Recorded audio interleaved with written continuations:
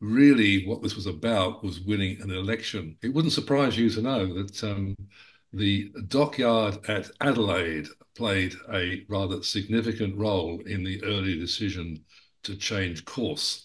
It was just, I mean, it really shattered a lot of people's morale.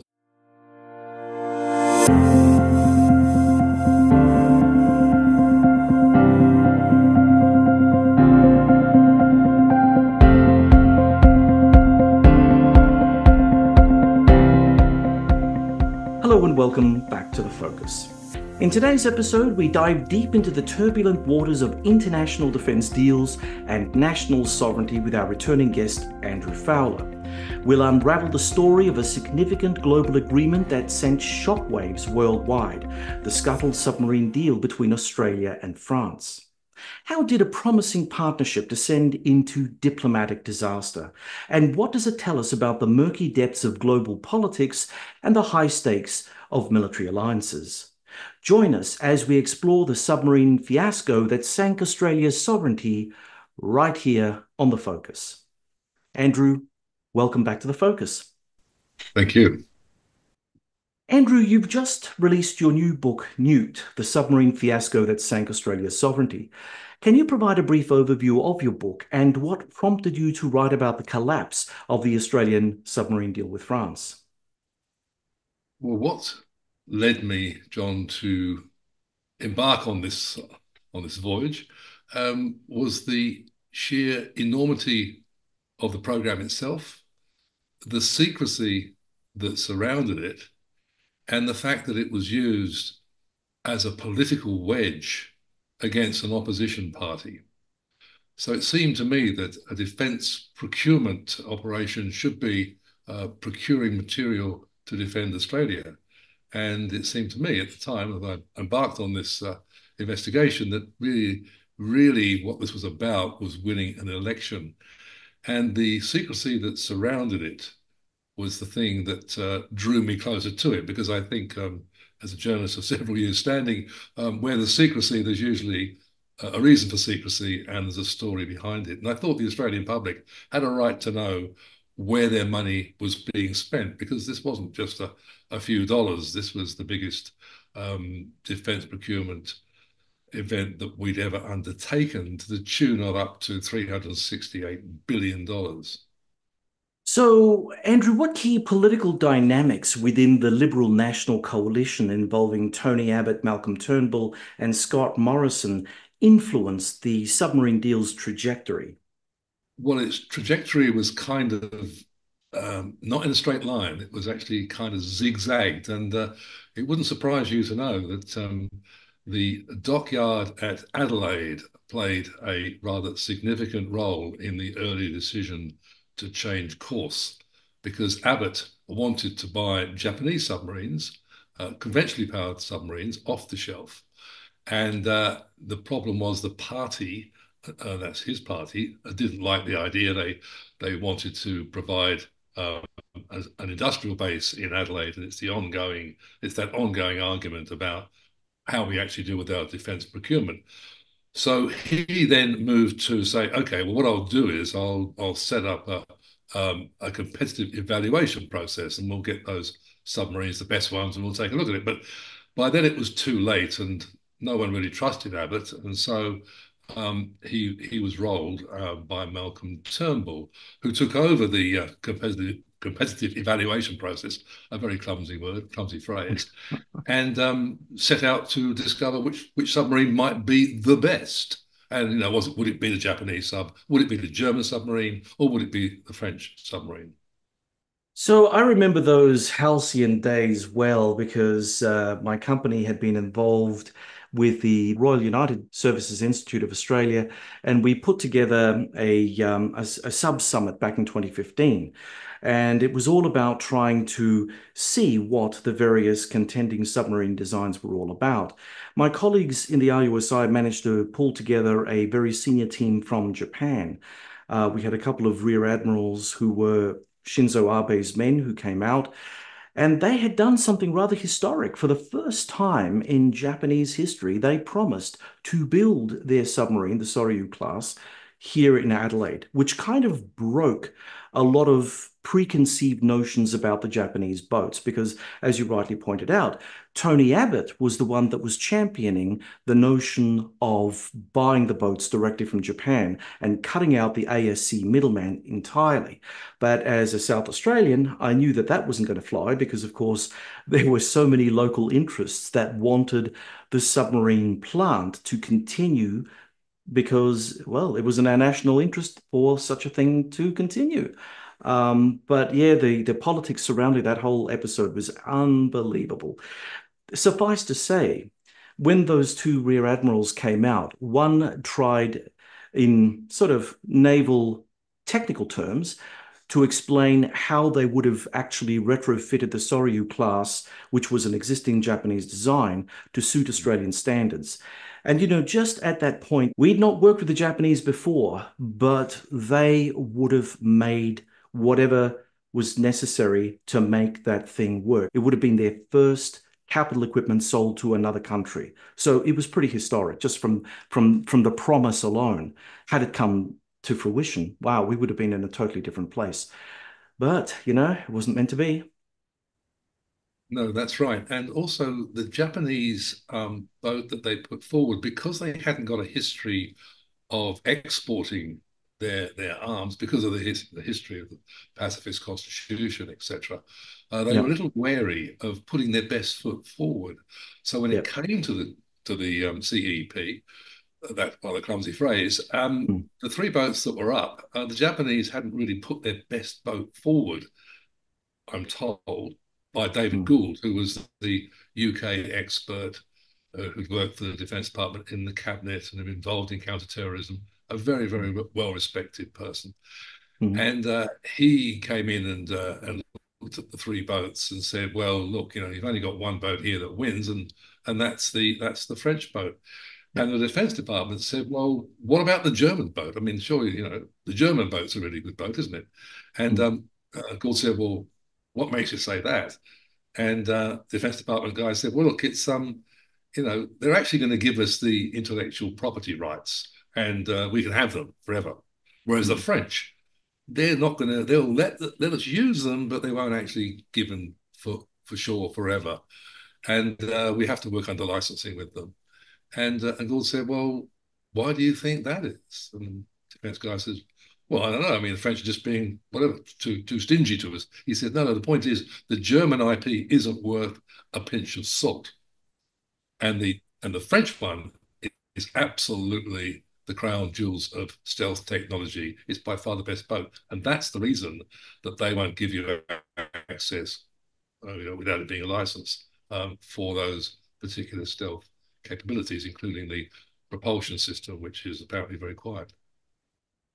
What, of course, made the French deal so compelling, which you go into in some depth with your book, is the fact that it was both a conventional boat, at least we were getting a conventional boat from the French, but it came from a nuclear boat design. So we could literally slip out the conventional propulsion unit and put in a French nuclear propulsion unit had we so chosen, which would have allowed the Royal Australian Navy to have a much greater degree of flexibility in terms of how they would have approached everything. So I suppose that was their big reveal, and it was something that the other two countries just simply couldn't compete against. Exactly right. I mean, the irony of all these ironies is that this was a nuclear powered boat that we'd actually decided to take the reactor out of and put Mm. diesels into. Yeah. And it would have been absolutely easy to have just left the reactor where it was and Mm. taken that. And that was certainly floated by Naval Group as a possibility. They drew up actually a plan. The great unknown in all this is whether that was actually put forward directly to Macron. But we certainly know it was there, and we certainly know that Turnbull says that he had that in mind when he went for the French boat, that they could always do, as you say, just take the boat as it was if the French would agree to it. And he said that, and I've been told that there were agreements that down the track, not at that time, not just a few years ago, but down the track, if we wanted to switch across, as Turnbull says, if the environment was right, that people believed in Australia that nuclear was the best option, then we could switch to it. So it seemed to be a pretty sensible deal. Plus the fact that the French, use low enriched uranium, which is less problematic from a non-proliferation treaty position, and it's also far less dangerous and much easier to dispose of. So, how did President Macron view the submarine deal with Australia, and what were France's strategic and economic expectations? Look, here's the point to boil this down. The French viewed this as a strategic relationship with Australia. And what they say is that Australia viewed it as a purely commercial operation. So, with those two views running against each other, those two strategic positions running against each other, you can see where there were problems. The French were saying, look, they just treating this like it, just like they're buying sort of a car, they're buying something. It's actually about engaging in a full strategic relationship between France, uh, Australia, and of course, at one time, Macron pulled in a tripartite, pulled in India as well into an agreement. And of course, this would have caused and did cause a certain amount of anxiety in Washington, that have always seen Australia as being a number one pal, particularly in the Southeast Asian area. And to have France coming in, and the French have a very independent foreign policy, far more independent, may I suggest, than other countries, including Australia. And they have a history of disagreeing with the Americans. So over Iraq, for example, and also over the treatment of China, Macron's been quite outspoken about the Belt and Road policy being the new Silk Road, not a phrase that goes down too well in Washington. So you can see that the Americans, and as I catalogue in the book, were right in there pushing out the French and muscling in on getting their submarines. The interesting thing, of course, is intellectual property concessions.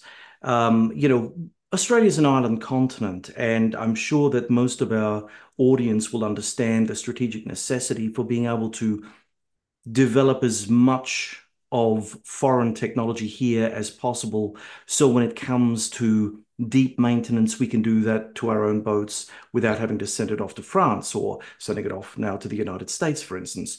And now with the reinvention of state-on-state conventional war, this becomes even more of an imperative because being an island continent cut off from most supply routes to North America and Europe, we need to do more. So what were the French willing to do to secure the submarine deal with Australia? And how significant was this from a technological transfer perspective? Yeah.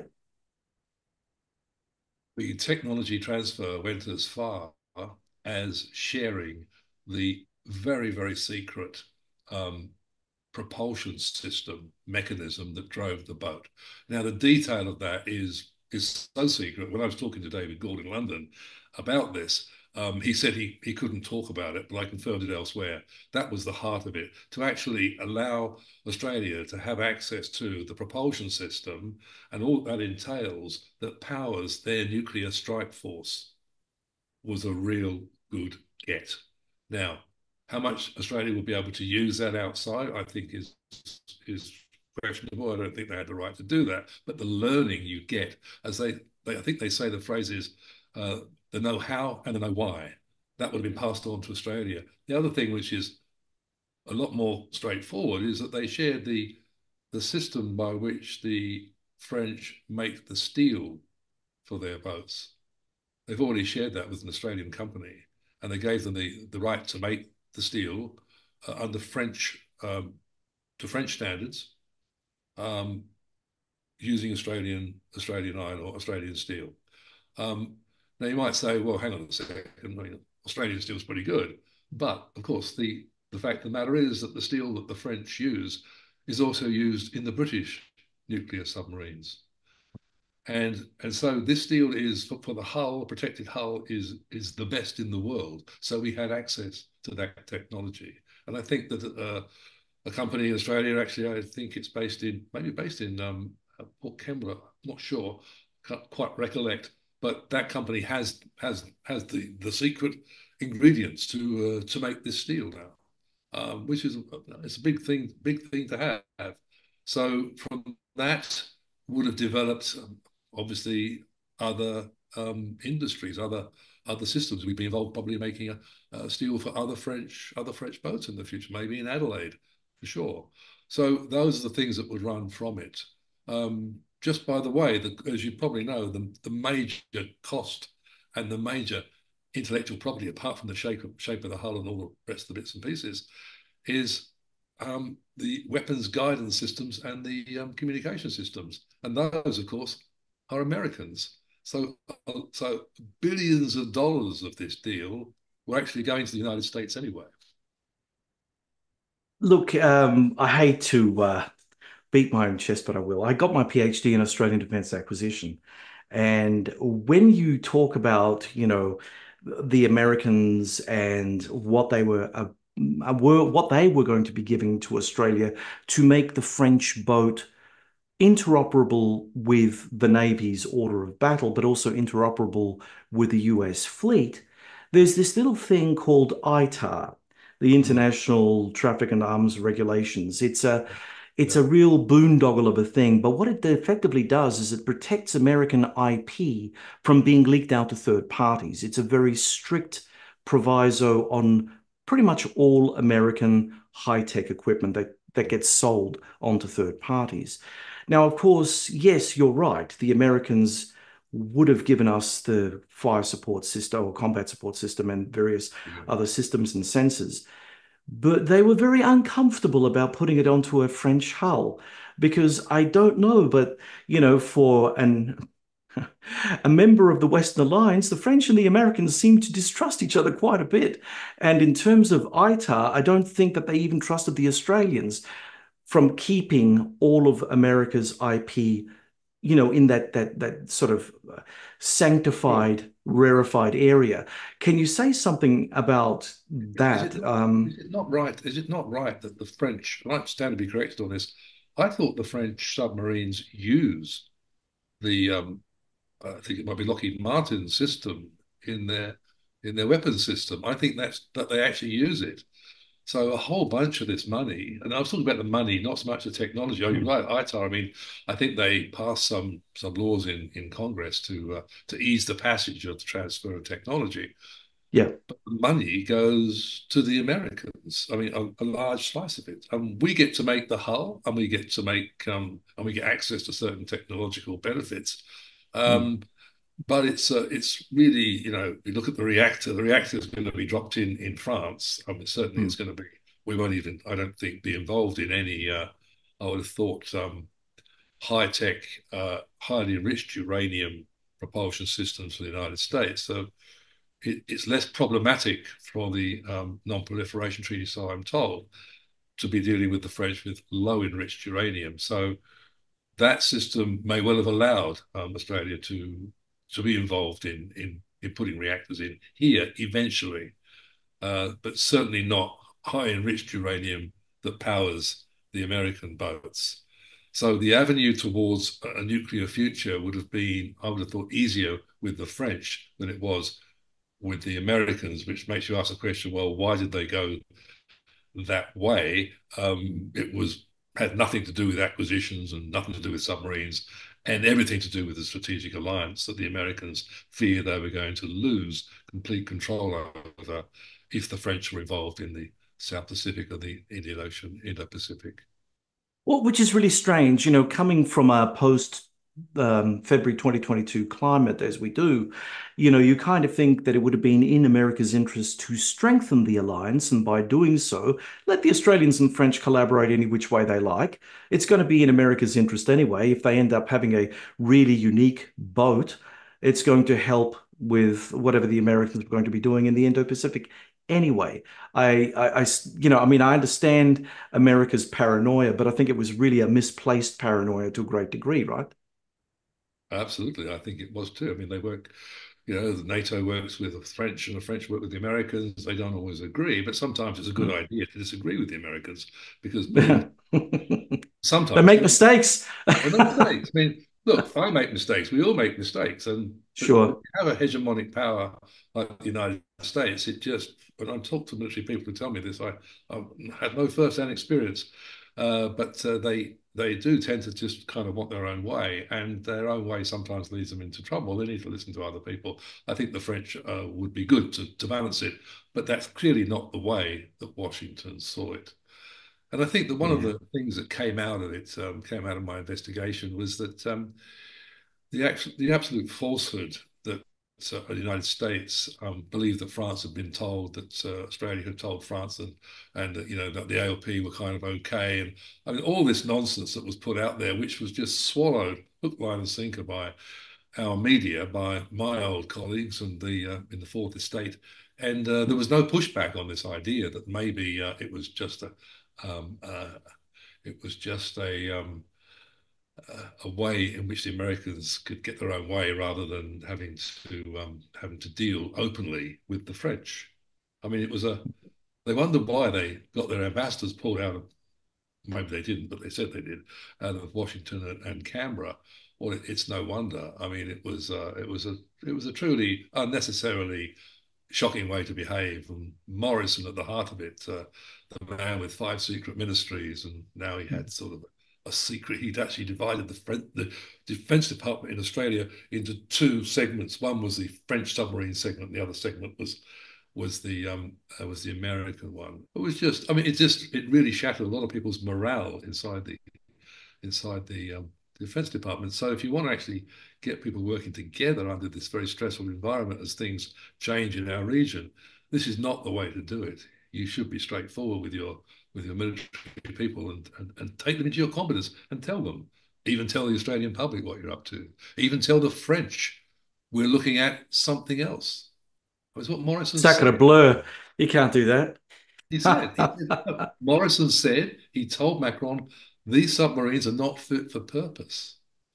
We Conventional submarines are not fit for purpose. He then said, but I didn't tell him what we were considering. Well, if he told him that, why was Macron, why was he even bothering to continue the whole charade? He was, okay, no, I understand. You're not going to go with us. Fine. But that's not what happened. Clearly, the evidence suggests that Macron was lied to, as he said. I don't know, I don't think I know. He was lied to, and it was all just it was a way in which Morrison could end up. And it's hard to say this, but he could just end up ambushing Labor as being weak on national security and, horror of all horrors, anti-American. But it wasn't just about Morrison and his pro-American, I don't know, Christian belief structure. That sort of really was very strange. But it was also about beating up within the Liberal National Coalition. I mean, we had Prime Minister Malcolm Turnbull, who would, from an Australian perspective, be considered, I don't know, left of the party, centre left.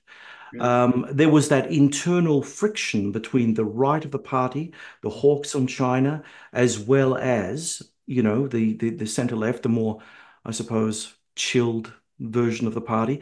How did it how did it manifest, the sort of political interference that was being run against Turnbull? Well, I mean, I think, look, what I can say to that about the interference against Turnbull is that they couldn't wait to get rid of him. And if you look at the group that were in there, that was Abbott and Andrew Shearer, who's now Director General of National Intelligence, who doesn't actually do anything except apparently, supposedly, do what he's told, which is to target the various agencies to gather the material and the assessments that are needed for the government.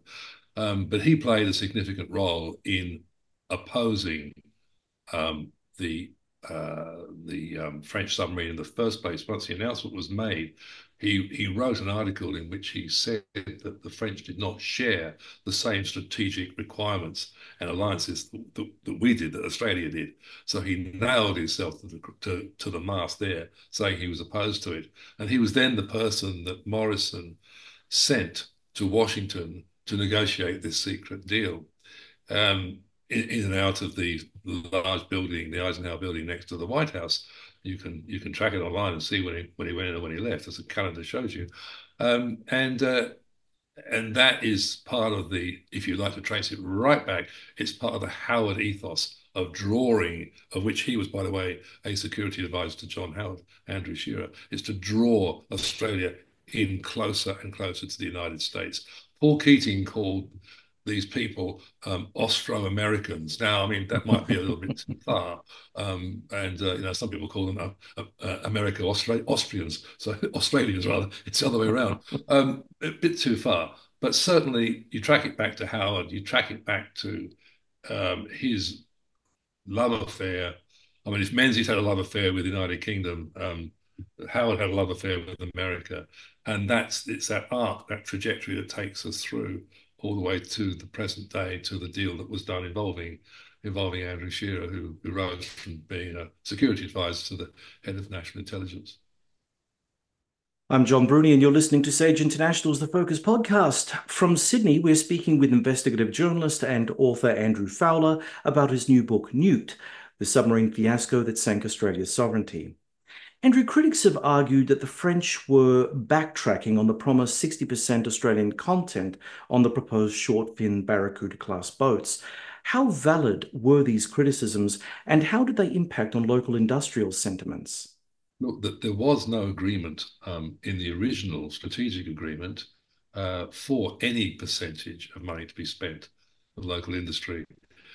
And the French version, which I, on balance, tend to believe, is that they tried a lot to discover industries that could be at the level that was required to make these sophisticated boats. And they couldn't get there. And they tried very hard. What they were talking about was trying to work with industry to lift the level so that they would be able to use Australian companies, and in the meantime they would probably use French companies. The problem we have is that the real reason why they were concerned, why the Australian government wanted 60%, was because it was kind of almost impossible to achieve. So what Naval Group decided to do to come up with a novel idea of dealing with this problem, they said, okay, look, we'll get to 60%, but we'll do the first boat will be maybe 10%, next one 20%, next one 40, next one 80, and the average will be 60. But of course, none of that, even though it was agreed, was of any import, because the idea of the French actually building the boats had already been sunk. It was a furphy. It was a very malign, I think, move by the government to use that as an argument against French. You may notice nobody's talking about how many jobs there'll be in Australia when we're building, or when we're possibly involved in the future with building submarines with the United Kingdom and with the United States, particularly the United States. There's no suggestion at all that we'll have anything at all. And the cost is like, I don't know, it's like 10 times bigger than the French boats. So I think when you look at it in that way, it strikes me as being demonstrable nonsense to suggest that somehow that was a problem, that the French weren't actually honouring some agreement. There was no agreement. They actually came up and said, yeah, we'll do it, even though it's not in the contract, because the French argument is that this wasn't a contract. This was a strategic government-to-government agreement. This was more than just building boats. It was about building a strategic arrangement. Was there a level of naivete in Paris with regard to what they were dealing with in Australia? And by that, I mean, do you think the French, and I hate to use this because it's a well-known trope that the French can appear arrogant from time to time, but do you think that the French at the time thought that they had the Australians measure, that they were sophisticated enough, that they would be able to, you know, manage Australian expectations in the way that only French people can manage Australian expectations? Okay, I'll try and get this as straight as I can for you because it's quite complicated, but it's like this. In the Elysee Palace, there was a Macron's senior advisor, a guy called Philippe Etienne. He is brilliant, and he's a really good diplomat, and he's a very plain speaker. He's very honest, straightforward, and he was the person who was involved in negotiating the original submarine deal. And he worked very closely with the Australian ambassador in Paris, Brendan Byrne, and it was a really good relationship. So what happened is that Macron moved Philippe Etienne to Washington as the ambassador, and he brought in his place a guy by the name of Emmanuel Bond. Emmanuel Bond, yeah, that's right. And Emmanuel Bond was anything but the Philippe Etienne character. He was old style Frenchman, kind of Gaullist, rather imperial, and of course, we had a changing of the guard at the same time, or more or less around the same time. So he had Turnbull moving out, and then we had Morrison moving in. So those two things happening at the same time. We then had Morrison up against this chap who was a little sort of, as you quite rightly pointed out, a rather haughty Frenchman. So there was a clash, and I was told that at that time the French thought they had it in the bag, didn't need to worry about it. This is like, we've done the work, so just get on with it and be grateful that you're dealing with a great former imperial power. This can be problematic, as you can probably appreciate, but it's not the exact reason why they shifted, why they dumped the French and went elsewhere. I mean, it was to do with other things, as we've explained before. But it is important to know that the characters do play a role in this. And Morrison was, well, he went to Biarritz for a G7 meeting, and he was just bristling when he went past Macron. I mean, it was just like it was really bad vibes. But as I say, Morrison's intention was never to go with the French anyway. Really, once he rolled Turnbull, he wanted to shove the French out of the way. He had people like Shearer in his ear, and he was talking to him before he became the director of national intelligence, and so moving them out and moving on, and then pointing to this French nobleman and saying, "Look, this is what they're like, and it's also difficult to get contact." At one time, to make your point, there was an attempt to connect Morrison with the Elysee, and they couldn't get through. They couldn't get through, and the ambassador at the time got so infuriated with the embassy, with this new arrival, he shut down communications with the French, the embassy and the Elysee for 6 weeks. He said, "That's it. Don't don't take any calls. Don't make any calls. We'll leave it at that." Well, after a few weeks, they said, "What's going on?" And he said, "Well, Morrison's saying I can pick up the phone to Trump, and he'll talk to me in a day. Why am I having trouble talking to you guys?" Which is a fair point.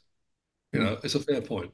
And so they rolled on from that, and then there were new impediments that emerged that were more substantial and they could use to attack the French. I'm reminded of my little incident with the French at the Sub Summit back in 2015.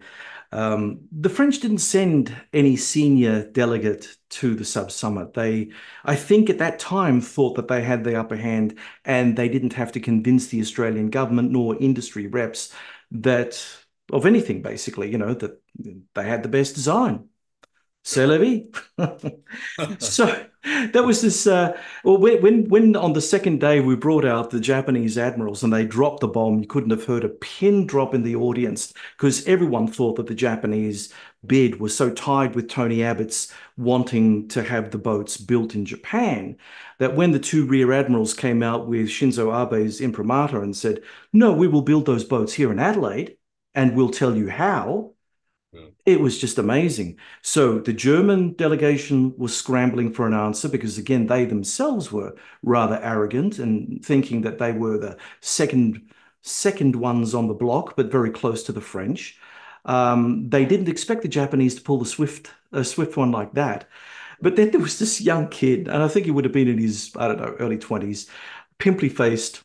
And he came up to me and said, "Oh, Dr. Bruni, well, so I'm on the phone to the boss of DCNS, which was the company, the French company at the time that was preparing the French bid."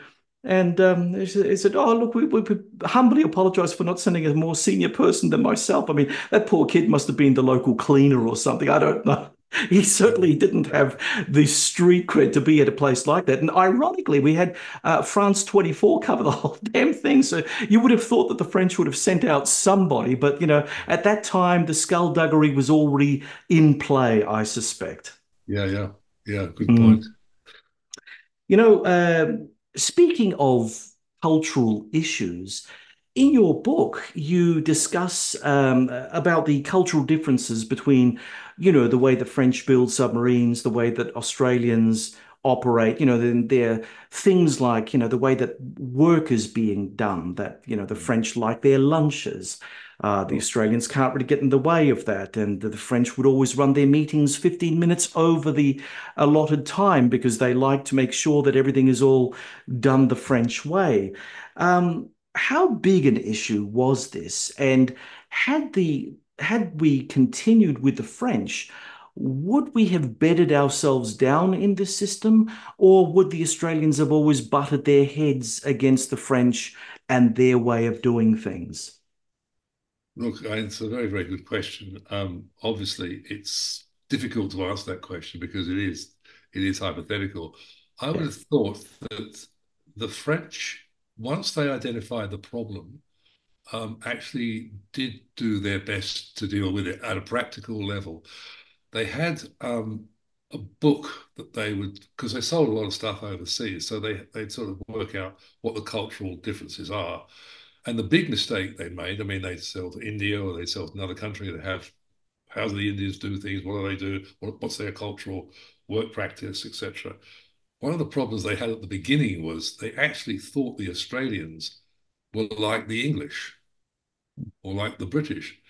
And it was a realization that that wasn't the case, that they actually produced an Australian version of that cultural handbook and how to handle the problems. Um, I think that you would always have had that cultural difference, yeah. but they were going out of their way. And I'm not a spokesman for the French naval group, but they were going out of their way in building schools, creches. The French were learning English in Cherbourg. They were keen to do that because they wanted this deal, and they were proud of their boat. And so they were doing all those kind of things. Now, whether or not you could have got over this problem that is like the sanctity of the lunch break, which is like it's a 2 hour break and you stop and then you start work again. Whereas we sort of sit at a desk and eat a sandwich, and the French don't do that. That sort of stuff will be difficult. The other thing is punctuality. The French will tend to be sort of maybe not so punctual. Australians will, what time is it? I went to see somebody who was one of those sort of back streets of Paris meetings, and I was told, you 9 o'clock. So at precisely 30 seconds to nine, I moved forward and I rang the bell at exactly 9 o'clock. And he opened the door, this person, he said to me, "That's amazing." He said, "That's incredible. You're absolutely on time." I said, "Well, that's what we do. I mean, and it's important to meet you." And so that was part of my understanding of the way the cultural differences were. But also, I did it because it was an important meeting, and he needed to know I was going to be what could I say, punctual and and uh, and professional, which was really important to win his confidence.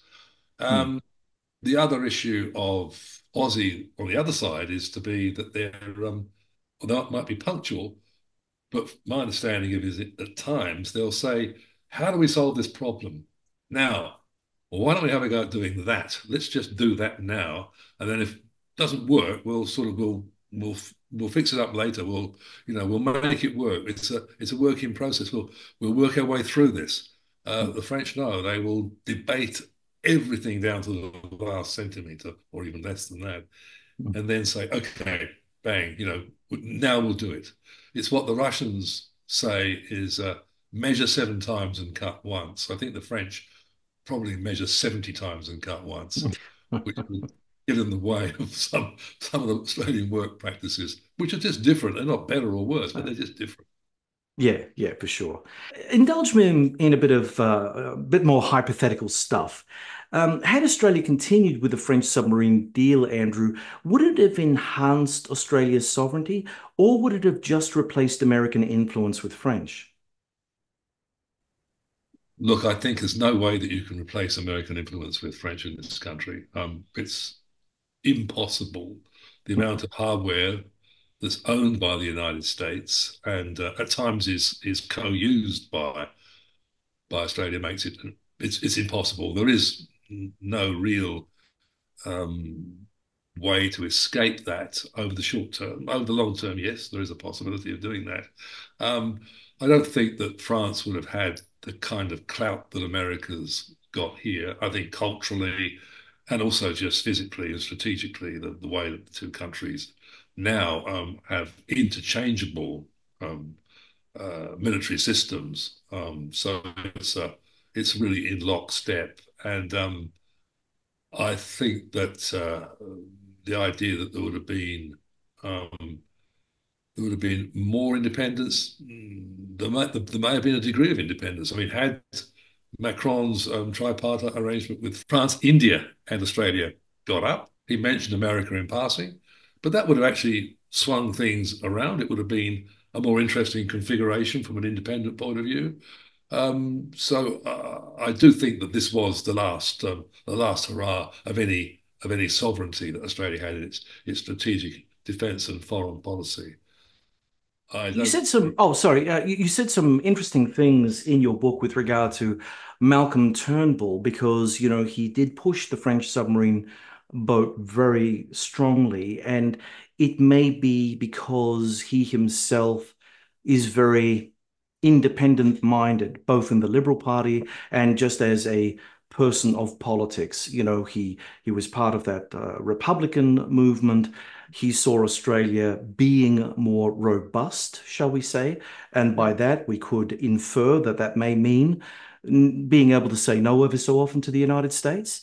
You had former Prime Minister Paul Keating, former Labor Party Prime Minister Paul Keating, come out and shellac the whole notion of yeah, AUKUS yeah, spectacularly. I mean, so spectacularly, I think that if anyone actually went through the video again, they'd think he was completely unhinged. yeah, But the fact remains, there are some strong views out there. So do right, you think that with Turnbull having been an independent figure and someone who wanted Australia to mature in that way, yeah. that also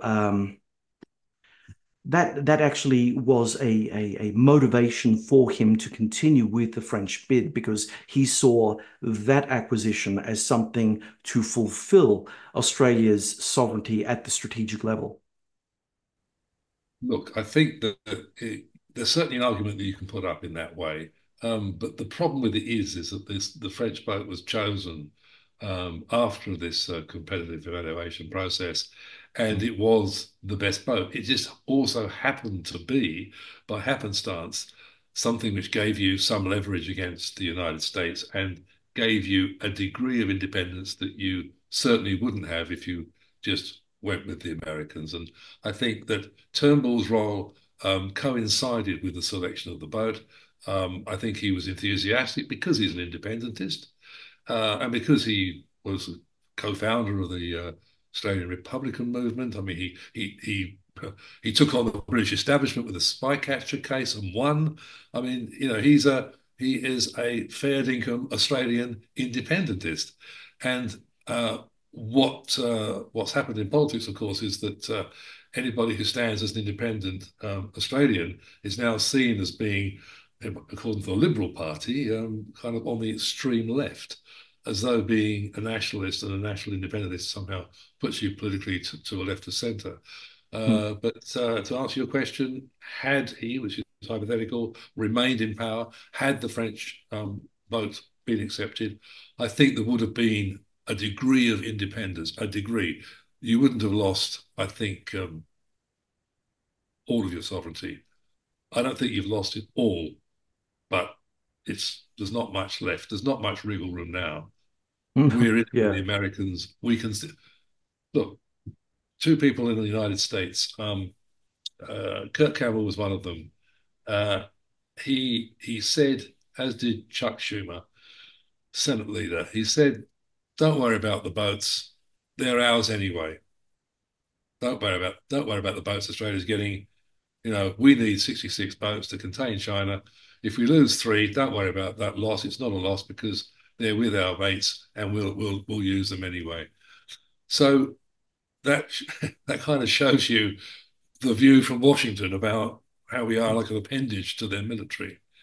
Yeah. And this French boat would have actually just just put the skids on that a little bit, just put the brakes on that view, and would have reminded the Americans that we actually can make decisions different, separately and differently from them. We've joined every war they've been in, I recollect, since 1945 for a variety of reasons, but this may have been different.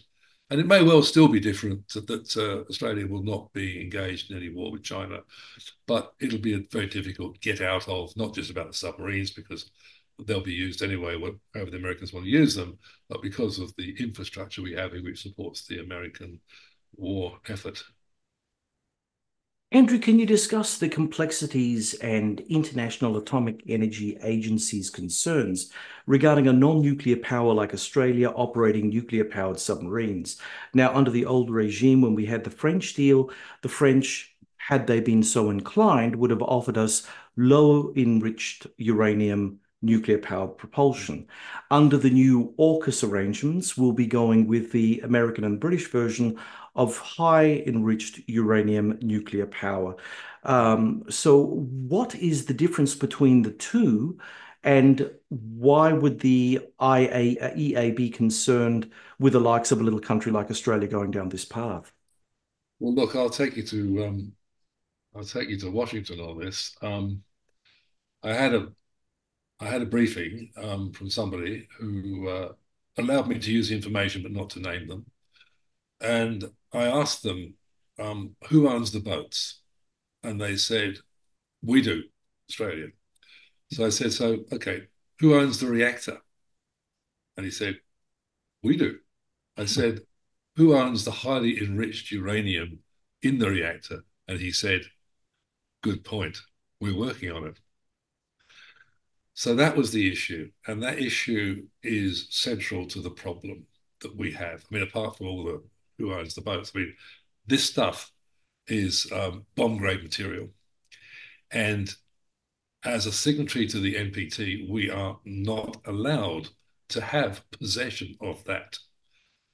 Um, there's an argument which I'll go into later on, but in the Netherlands during the Cold War, the last Cold War, not the present one, the Americans stored nuclear weapons in the Netherlands, and and they gave their sovereignty to those weapons to the Americans, so that they were not in breach of the NPT or the great anti-nuclear movement the Netherlands had. How do we know that? Because the Prime Minister came out a few years ago and said, the old Prime Minister said, goodness me, we haven't still got those weapons, have we? I thought we got rid of them. So, you know, that's the major issue. So the sovereignty issue of who owns the highly enriched uranium. Now, there is some wriggle room here, as there always is in those kind of treaties, and it goes to whether or not, if you are using this uranium in a military establishment in a boat, like a submarine, you're not actually covered by the NPT. So the Iranians were very keen on if Australia, as an NPT signatory, as is Iran, were actually to get possession of a nuclear powered boat using highly enriched uranium, then why can't they? Mm. Yeah. And that would be out of sight in a military complex. So the you know the IAEA are wrestling with that particular issue, and no doubt the Americans, who by the way were very concerned about this particular issue when it all started, and also they're looking at they're looking at what that means strategically in the Middle East at the moment if we were to get possession of these boats, and they were not to be owned by the United States. So it's a very complex area, and it needn't have been like this. It could have been a lot more straightforward, and it could have been a lot cheaper. And that's the issue. That's the issue that drove Yeah. me to write this book. And I'm still, I'm, as a journalist, you kind of get involved in the story. You try and stand back. You try to look at the objective truth. But when you see this act, and you see, when you see people being chased down the road for being overpaid $100 on their social security, and some people committing suicide, and you see Mm. this this waste of money, this excessive expenditure on submarines that we may not ever, we may not own, and I would suggest that possibly we may not even get to own. It questions you. It's a real moral question about this as well, not just a military political question. There's also something that kind of bothers me with the French equation. If you don't mind me, I'll just try to quickly unpack it. I mean, we wouldn't have been completely independent with the French bid had it gone ahead anyway, because as you point out in your book, there was going to be a period of time where we would have had to have cycled our submarines to France so that they then can refuel the boats, right? And I think that the boats would have been in the French dock for somewhere in the vicinity of what, 6 months, 8 months, Right. something like that. So they would have been out of the water and not in the Royal Australian Navy service at that time.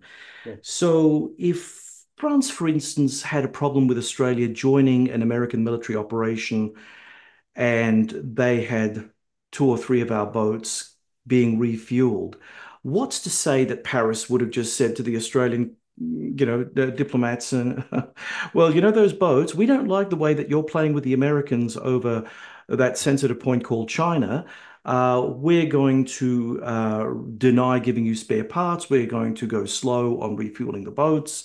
I mean, at what point would France also exercise its great power role over us in a similar way to we're used to how the United States deals with us? We're a small fry and we still have our connections out there. And had we gone French, we would have had our connections to the French and they would have held the whip hand. Right, right. It's always problematic when you're offshoring your maintenance and your refueling of your major strategic asset. And that's clearly why Adelaide would have played a future role in making it possible to run that kind of nuclear operation in Adelaide. That was the important consideration, using low enriched uranium. We cannot do that, and we'll never be able to do that with the American boats. So your point's well made, and I take it that was one of the advantages. Now, in the meantime, between Adelaide getting up and these boats going backwards and forwards every few years to be refueled. Certainly, that was a vulnerability. Absolutely, I think you're quite right.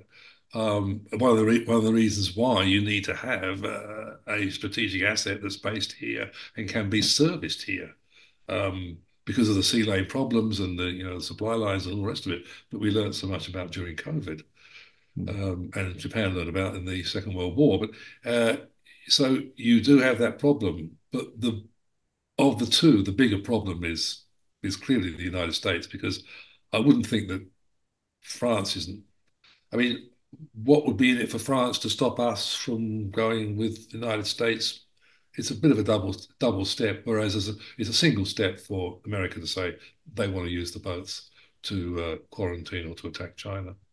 Yeah, well, they could also say we're going to deploy your boats to the Middle East because, well, we need to look after Israel. And then we'll end up having a bifurcated navy one way or the other, run by the United States and not by the Royal Australian Navy, which I Yeah. think is a danger to our sovereignty. So, couple of extra questions before we wrap up. Why is there a perception that the Australian Labor Party hesitates to upset American interests? Is this indicative of a broader weakness in the party's national security policy, do you think? I think the fear is embedded in the Labour Party, um, going back decades, going back to the the Whitlam dismissal. I mean, it goes back that far, and it's just written so large in the history of the Labour Party that they are so concerned, and they have experienced the Americans turning off the intelligence in the 80s, when they suspected there was a KGB asset in Asia, and they turned down the intelligence, and they so Australia, so Labour Party particularly is concerned, is worried about that sort of stuff. It just goes back to, I mean, I like the statement that President Carter had relayed to Gough Whitlam, and I think it was 1978 out at the old international terminal at Sydney, and he said that please tell the former Prime Minister that America will never again interfere in the domestic politics of Australia. So if you don't get that, I think I think that's if you do get that, you understand the sort of the.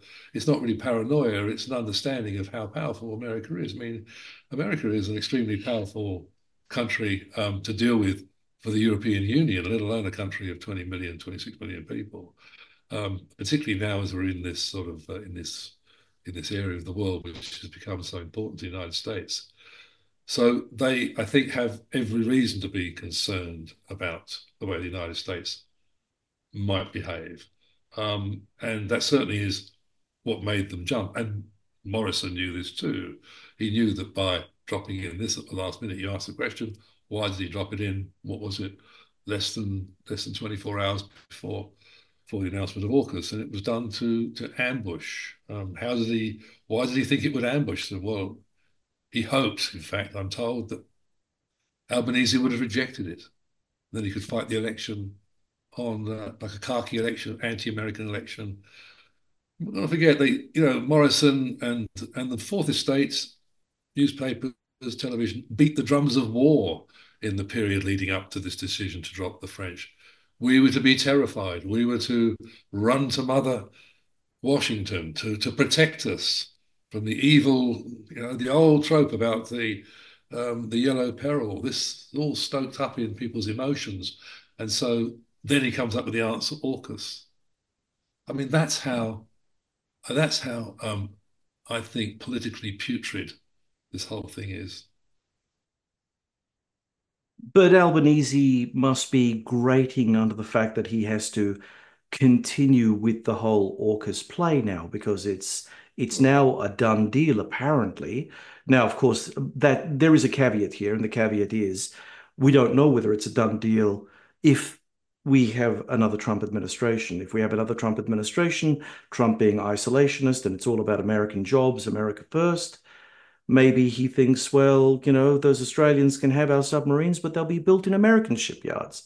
And if that Yeah. were the case, all the money that we've spent up to now will just be evaporated again. Australian defence acquisition, ladies and gentlemen, it's a curse. Let me tell you, it's a curse. But yeah, look, I think that that really is a problem that we face, and with a prime minister that perhaps doesn't see AUKUS as a great thing for Australia, but has to basically suck it up and just continue with the plan as it's structured until the externals pull the plug from it. Gosh, I So tell you, not a good position I to think be that's in. right. I think Yeah. that's right. I think that after the election, when Labor won the election, um, one and possibly more ministers asked the question, how do we get out of this? How do Mm. we get out of this AUKUS deal? Um, and the answer was, well, they had an opportunity when they set up the review. And funnily enough, the review, according to Sam Rogervine, who's ex-ONA, and a good strategic thinker, he said, look, basically it was they came up with the answer. You could have actually said, well, we don't need these nuclear submarines because we're defending our coastline and we're defending the sea lanes around us.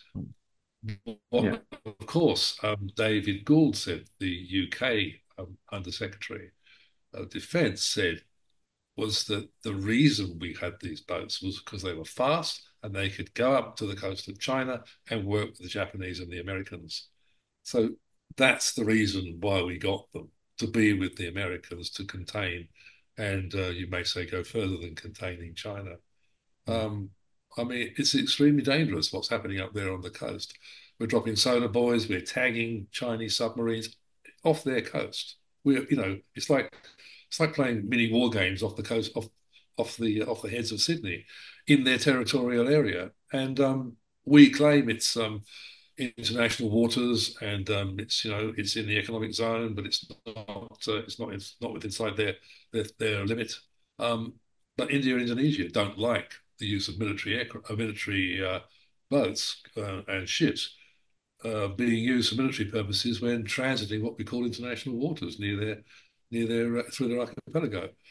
So this is a very dangerous, very very very dangerous time, and And I mean, I suppose the one thing you could say is that I'm rather glad that at least at least we don't have Scott Morrison as the Prime Minister, because I think he was and is and probably will be in the future a very dangerous person for us to cope with. He's working now in a company that's selling his expertise on as a consultant on AUKUS. He's working with Mike Pompeo, who's the former Secretary of State and former CIA director. So they're sort of feeding off the beast of this massive carcass, which we're funding. I think that's I think that's really dangerous and difficult for us because you want to be independent. You've got a former prime minister who's working with a former CIA director. To me, it strikes me as being far too close for comfort. Well, as they say, the snouts are in the trough, and for a big boondoggle like AUKUS, there's a lot of gravy to go around. So I can understand. I mean, I don't appreciate it as an Australian taxpayer, but I can understand why Morrison was tempted by the goodies after his prime ministership. So, in hindsight, Andrew, what were the implications of cancelling the French submarine deal for Australia's strategic alliances and defence capabilities? I mean, we damaged our relations with the Japanese because up to a point, the Japanese did think they were an actual contender to have their submarine, the Soryu class, replace the Collins class submarine. And then we damaged our relations with France when we shafted them and gave them the fait accompli of AUKUS. So, what does that say about Australian diplomacy? I know what it says about the acquisition. Our acquisition sucks. Yeah, I mean, I think the problem really is kind of greater than that. I mean, the French are saying, I mean, say, look, we know you're an Anglo country. We get it. You know, we understand. You're Anglo. You're with the Anglos. They're not in the Five Eyes. They're kind of now the Six Eye, but they're not part of that close group, and they Mm. understand that. I think what they don't understand is to be treated in this way and to be so shabbily treated, so badly treated, and to end up with the country that's treating you really badly actually ends up treating itself badly. They just don't understand how you can actually use this as a weapon, as a political weapon inside your own country. It's like it's so self-defeating. And the bigger question is that can you trust the Australian government in the future? That's right. And they talk about, these are sort of journalists are always being warned about, well, be careful because this is, are you damaging the strategic and the military interest of Australia? These stories, the law is now getting tighter and tighter around what's deemed to be in the national interest and what's not. Well, if what they've done with AUKUS is in the national interest, I'll eat my hat. It's clearly not in the national interest. If there was a way to prosecute the people involved in this, I would fully support that. And I'd fully support an investigation into the way that this thing was handled. Because the public service, for example, which is supposedly stands between the executive and the people Mm. and, deals with the legislature and implements the policy, was completely politicized Yeah. and was asked to take sides. You had the head of the ADF out there talking about war in 2025 and beating the drums of war. Mike Pezzulo. Well, we know about Mike Pezzulo. And how do you have to repair?